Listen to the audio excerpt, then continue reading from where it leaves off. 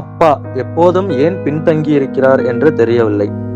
9 மாதங்கள் அம்மா நம்மளை வயிற்றில் சுமக்கிறாள். அப்பா 25 வருடங்கள் மனதில் வைத்து சுமக்கிறார். இருவருமே சமம்தான். இருந்தாலும் அப்பா பின்தங்கிதான் இருக்கிறார். தாய் குடும்பத்திற்கு ஊதியம் இல்லாமல் வேலை செய்கிறாள். அப்பா தனது சம்பளத்தை குடும்பத்திற்காகவே செலவிடுகிறார்.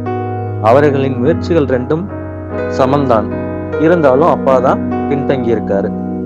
அம்மா நீங்கள் விரும்பியதையெல்லாம் சமைச்சு கொடுக்கறாங்க. அப்பா நீங்க விரும்பாததையை கூட வாங்கி கொடுக்கிறார்.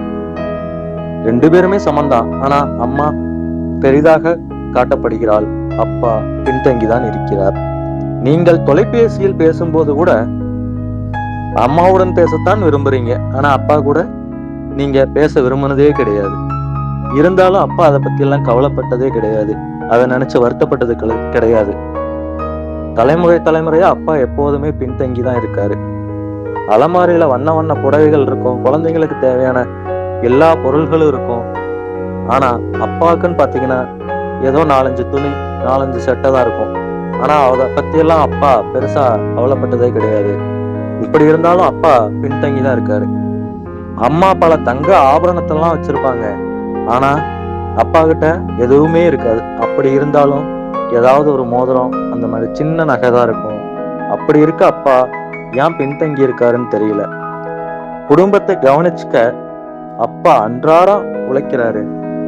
ஆனா அங்கீகாரத்தை பெறும்போது மட்டும் அப்பா பின்தங்கிதான் இருக்காரு. அம்மா சொல்றா, நாம இந்த மாதம் குழந்தைகளை பள்ளி கல்லூரி கட்டணம் இருக்குது அப்படின்னு. அதனால எனக்கு வர்ற விசேஷத்துக்கு இனிமணி எதுவும் வேணாம்னு சொல்றாங்க. அப்பா இதை நான் முன்னாடியே முடிவெடுத்துட்டேன். நம்ம 2 பேர்த்துக்கும் எதுவும் வேணாம்னு சொல்றாங்க. 2 பேருமே சமம்தான். ஆனா இருந்தாலும் பிள்ளைகளை பொறுத்த வரைக்கும் அப்பா பின்தங்கிதான் இருக்காரு. பெற்றோர்களுக்கு வயதாகும் போது குழந்தைகள் சொல்றாங்க, வீட்டு வேலைகளை கவனித்துக் கொள்வதில் அம்மா தங்களுடன் இருப்பது பயனுள்ளதாக இருக்கும் என்று. ஆனால் அப்பாவோ பயனற்றவர் என்று குழந்தைகள் நினைக்கிறார்கள். அப்பா ஏன் பின்தங்கி இருக்கிறார்? அப்பா ஏன் பின்தங்கி இருக்கிறார் என்று எனக்கும் தெரியவில்லை. ஆனால் அவர்தான் குடும்பத்தின் முதுகெலும்பாக இருக்கிறார்.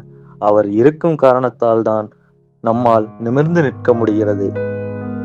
இருந்தாலும் அப்பா, இல்லாவிட்டாலும் அப்பா அப்பாவே. அப்பாவை போற்றுங்கள்.